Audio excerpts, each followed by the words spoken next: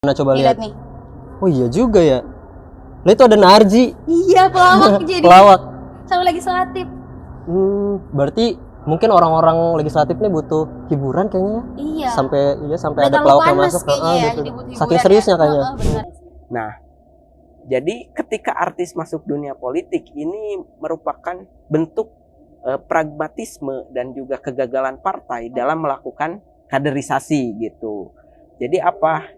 Jadi ya yang dicari adalah orang yang famous, orang yang terkenal. Tanda kutip ngejagoin siapa lah Iya, ya. ngejagoin Kalau siapa bola lama ngejagoin gitu. siapa gitu. Banyak loh, ada Opa Oma, Gala, Aldi Taher. Jelas Ada saya Aldi Narji Taher. juga. Ya. Apa jangan-jangan mau dukung Aldi Taher? Ya. Ya jelas itu. Aldi Taher. KPI Bercakap, tumbuh bersama dalam cerita. Sejuk banget gak sih, Pak? Pak, Ih, bentar, lagi liatin berita bentar. berita apaan emang? Ini artis yang nyalek banyak banget, udah tembus 60. Artis nyalek dari background entertain ke politik. Oh, ini banyak banget nih. Mana coba lihat? Nih. Oh iya juga ya.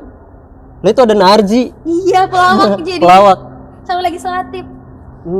Berarti mungkin orang-orang legislatif nih butuh hiburan kayaknya. Iya. Sampai Udah ada terlalu pelawak yang panas masuk. kayaknya ya, Gitu. jadi butuh Saking hiburan seriusnya ya. kayaknya. Bener. Oh iya, Pak, say hi dulu dong ke Sobat Kompas. Udah tag tahu dari tadi. Udah tag. Udah tag. Aduh, assalamualaikum warahmatullahi wabarakatuh. Halo Sobat Kompos. Selamat datang di KPI Bercakap. Tunggu bersama dalam cerita. Bareng Ulfa Dan Zidni. Yeay. Zidni, ngerasa gak sih suasananya tuh baru ya, fresh banget gak sih? Iya tahu, aku yang biasa tag di studio kan. AC.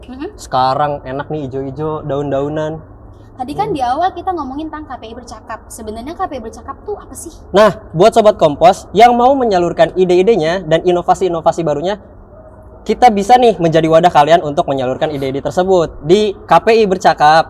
Tumbuh bersama dalam cerita. Yeay. Bener banget, ngomongin soal inovasi nih. Buat Sobat Kompos yang mau mendukung Kompos terus berinovasi dan ide bagus, bisa banget didukung kita dengan like, komen, dan pastinya subscribe. Dan jangan lupa nih, kunjungi Instagram kita di @kompos.kpunsuka untuk ide yang lebih kreatif dan pastinya informasi yang lebih kece. Jangan lupa ya. Iya, bener. Tadi di awal kita bahas tentang artis yang nyalek gak sih? Heeh.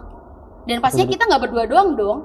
Ada tamu. Iya, pasti. Yang Ada teman ngobrol. Iya, bener. Coba siapa, Pak? Aku Iya, penasaran. bener banget. Udah bersama kita nih, tahu nggak siapa? Siapa? Ketua Dema Fakultas Dakwah dan Komunikasi. Siapa tuh? Bersama kami sudah ada Mas Rafli Ilham. Tepuk tangan semua dong. Terus tepuk tangan. Halo Mas Rafli. Halo. Apa kabar Mas? Alhamdulillah baik. Ya Damangnya. meskipun sedikit pilek lah Halo. Sama kayak pilek. Ya, pilek. cuacanya. Ya, oke, baik, terima kasih.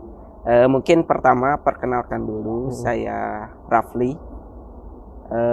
Asal saya dari Sukabumi, Jawa Barat, orang Sunda lah. Orang Sunda. Ya, saya mahasiswa KPI. Sekarang diamanati sebagai Ketua Dema Fakultas Dakwah dan Komunikasi. Mungkin seperti itu aja sih. Orang Sunda nih, Pak. Iya. Jadi karena saya juga orang Sunda, jadi manggilnya Arapli, Arapli. Ya, gimana? Iya. Jadinya kita manggil Mas aja ya, biar lebih enak ya. Iya. Nih kita dari tadi udah nge-highlight soal artis Iya nih, yang Pak. nyalek. Aku jadi penasaran. Kira-kira tanggapan kita nih sebagai mahasiswa itu gimana ya menanggapi fenomena ini? Banyak banget artis-artis yang dari background entertain itu malah terjun ke dunia politik. Iya, bener banget nih. Mungkin dari Mas Raffi dulu deh. Gimana ya menurut Mas Raffi tanggapan mengenai artis yang turun ke politik di tahun 2024 ini? Oke, baik.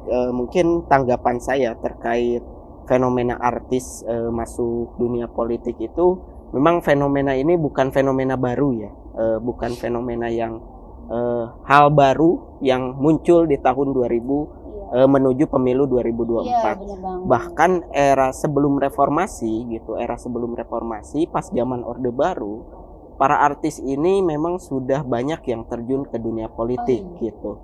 Tapi ada pola yang membedakan gitu antara ketika zaman Orde Baru dengan era pasca reformasi gitu. Jadi yang membedakan adalah pola yang pertama adalah pada zaman era Orde Baru itu para artis yang masuk politisi itu hanya untuk mencari aman. Oh, Karena gitu.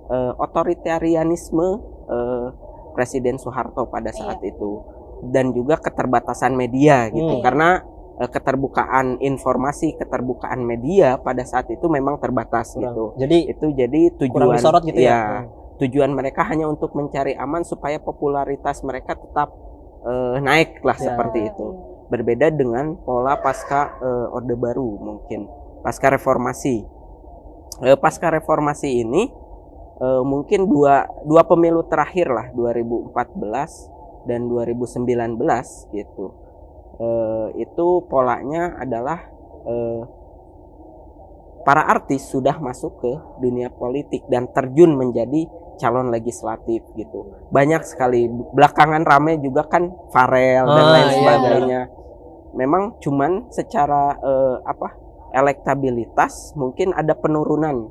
Data yang saya dapat dari Kompas itu pada tahun 2014 itu artis yang nyalon jadi legislatif itu sebanyak 15 orang yang tembus ke parlemen dari mulai daerah sampai nasional gitu.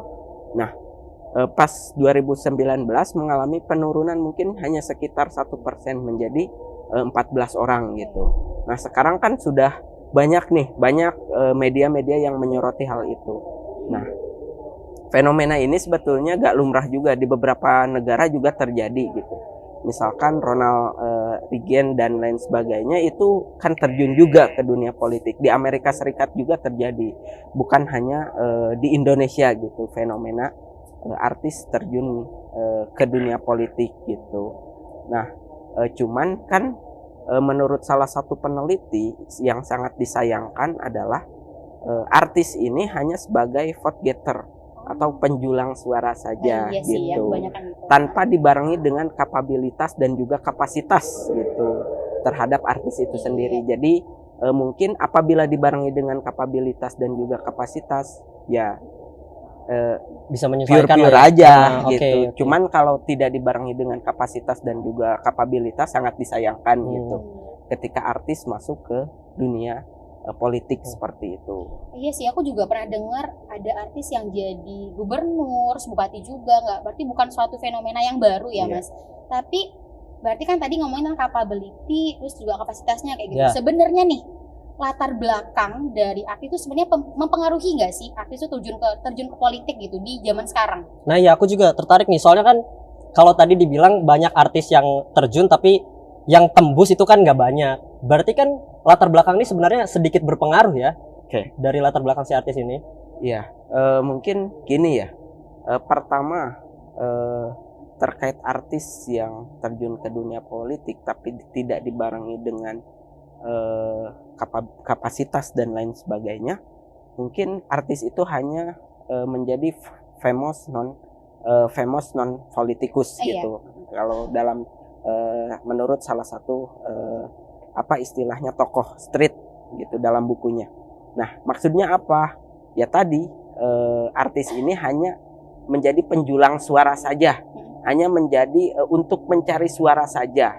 Tapi secara praktis dan juga secara teoritis, artis ini belum paham sebetulnya apa sih dunia politik, bagaimana sih dunia politik dan lain sebagainya.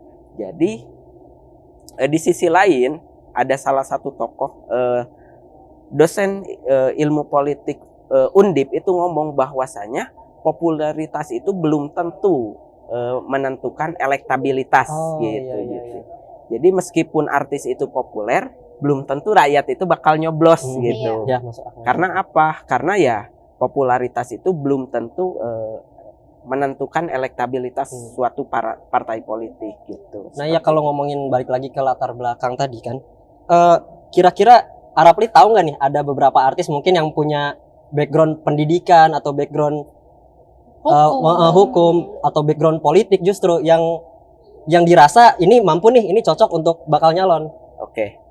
Memang banyak artis-artis yang secara pendidikan itu menempuh pendidikan yang tinggi ya, benar-benar. dan lain sebagainya. Cuman sampai hari ini banyak peneliti-peneliti yang melihat fenomena ini, yaitu ini merupakan karena ngomongin meskipun dia punya background hukum dan lain sebagainya, ketika terjun ke politik itu udah ngomongin politik praksis. Iya. Misalkan salah satu contohnya, misalkan saya mahasiswa ilmu politik, ketika saya terjun ke politik itu beda gitu. Iya. Karena yang saya dapatkan adalah politik secara teoritis dan juga ketika terjun di lapangan adalah politik secara praksis gitu. Ya benar. Nah, itu yang menjadi pembeda meskipun misalkan artis itu punya latar belakang keilmuan yang istilahnya linear dengan dunia politik, tapi tetap karena mekanisme di Indonesia itu adalah ya demokrasi gitu ya. Iya. Yang butuh kerja nyata lah gitu ya. Menggunakan mekanisme partai gitu. Iya. Nah, yang namanya partai itu punya mekanisme kaderisasi sendiri gitu. Iya. Nah, jadi ketika artis masuk dunia politik ini merupakan bentuk pragmatisme dan juga kegagalan partai dalam melakukan kaderisasi gitu. Jadi apa? Jadi ya yang dicari adalah orang yang famous, orang yang terkenal dan lain sebagainya. Untuk dongkrak Ya, gitu ya. bukan yang berlatar belakang emang dia proses kaderisasi di partai misalkan dari partai di daerah sampai ke nasional kan. Kalau kita lihat artis emang bergerak di daerah dulu, enggak, tiba-tiba kan nasional dan lain sebagainya, udah diklaim bahwa dia adalah partai ini gitu dan lain sebagainya. Padahal kan mekanisme partai itu perlu kaderisasi yang panjang gitu, supaya dia paham apa yang namanya politik secara praksis gitu, seperti itu. Nah kalau misalnya Mas Raffi punya kesempatan nih, bakal milih artis siapa di caleg 2024? Ya, kira-kira dalam tanda kutip ngejagoin siapa lah ya. Kalau bola lama ngejagoin siapa gitu. Banyak loh, ada Opa Oma, Gala, Aldi Taher. Jelas saya Aldi Taher. Ya. Apa jangan-jangan mau dukung Aldi Taher? Ya jelas itu. Aldi Taher konkret. Ya itu sih. Ditanya siapa ya nanti rahasia lah gitu. Tapi mantap Aldi Taher gitu. Ini baik lagi kayak pertanyaan kedua sih sebenarnya kan, baik lagi kalau misalnya ada artis yang backgroundnya ya pendidikan juga, politik juga, mungkin Mas ada kali apa ya kayak saran artis yang naik gitu, walaupun dia tuh belum naik sekarang gitu, mungkin ini dia tuh punya background ini udah politik banget kayak gitu, mungkin ada dari Mas Rafli. Oke. Ini sih yang perlu dipahami adalah untuk artis siapapun ini yang yang mau terjun ke dunia politik, yang paling penting, yang paling utama adalah menjalani ataupun mengikuti mekanisme kaderisasi di partai gitu.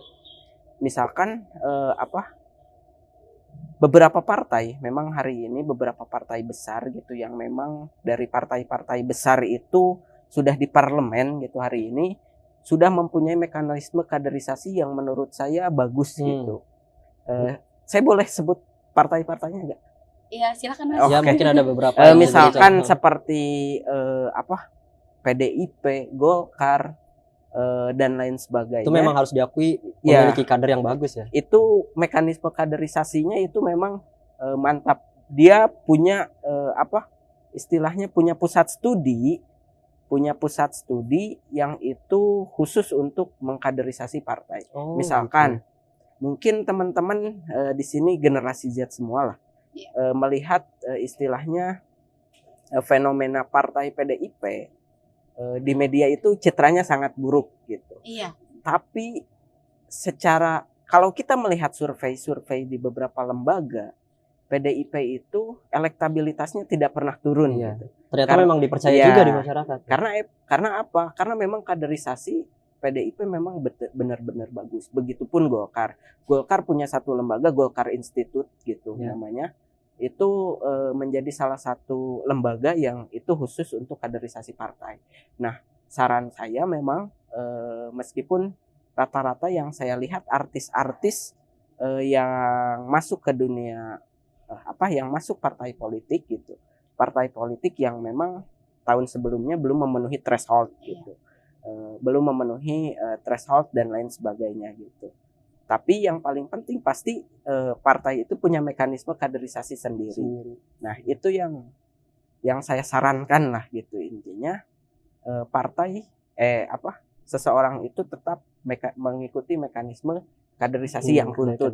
Jangan karena dia punya popularitas, jangan karena dia punya istilahnya famous, punya nama dan lain sebagainya, dia tidak mengikuti istilahnya mekanisme kaderisasi.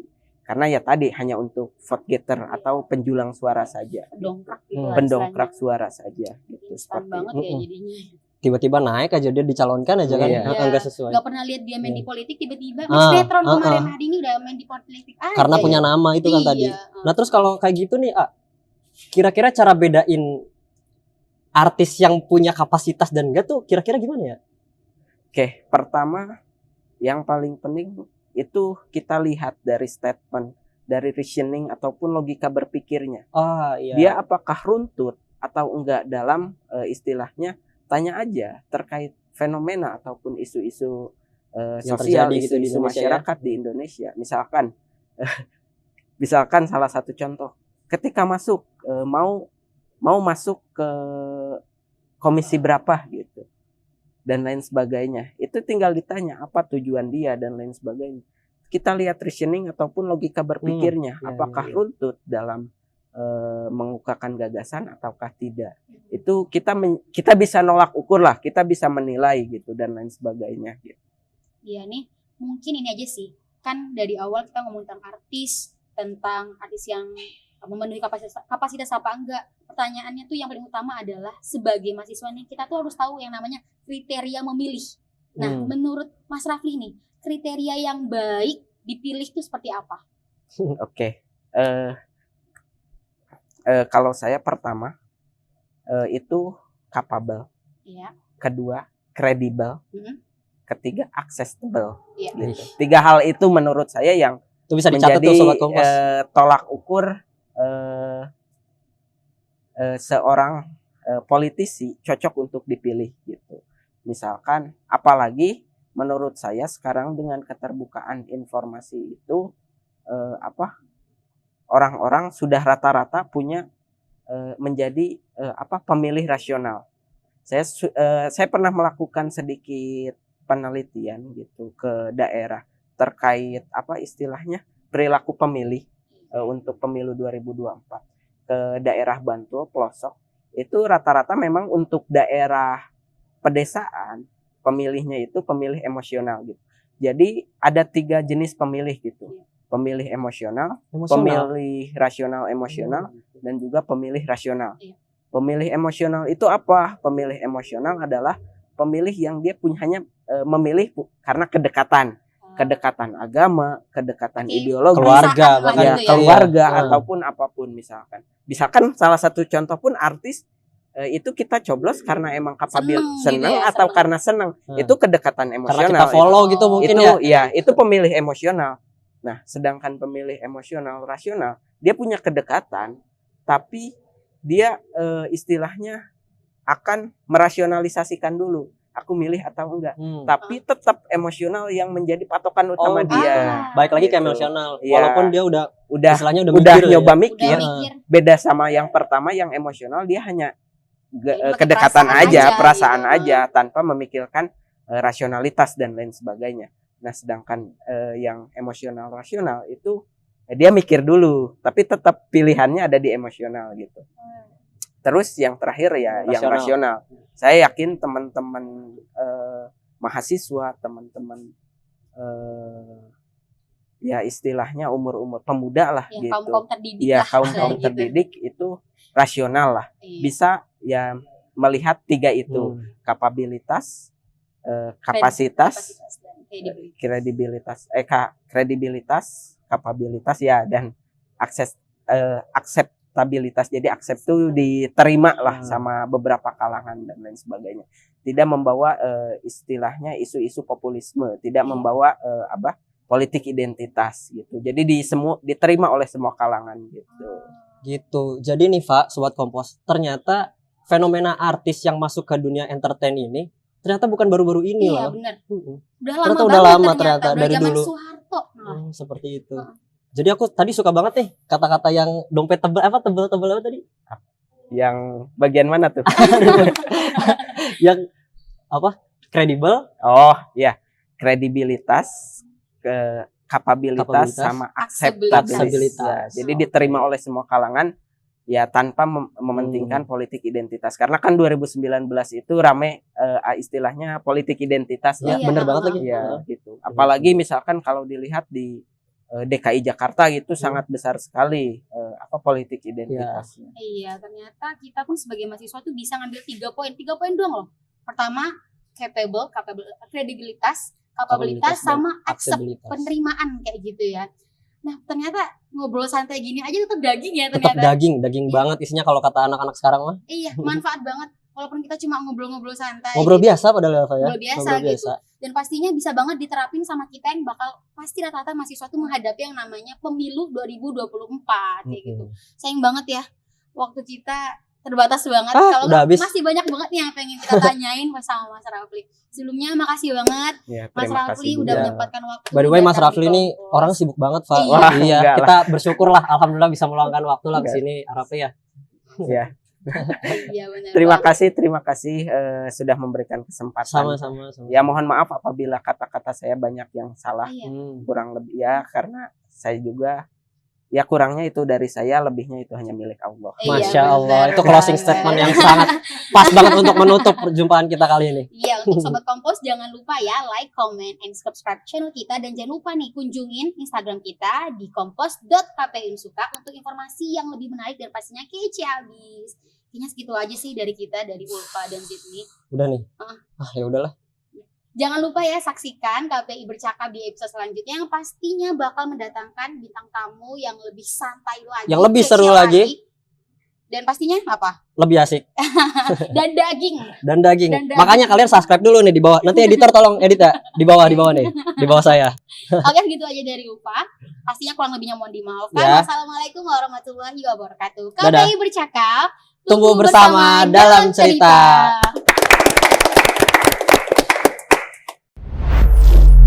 KPI Bercakap, tumbuh bersama dalam cerita.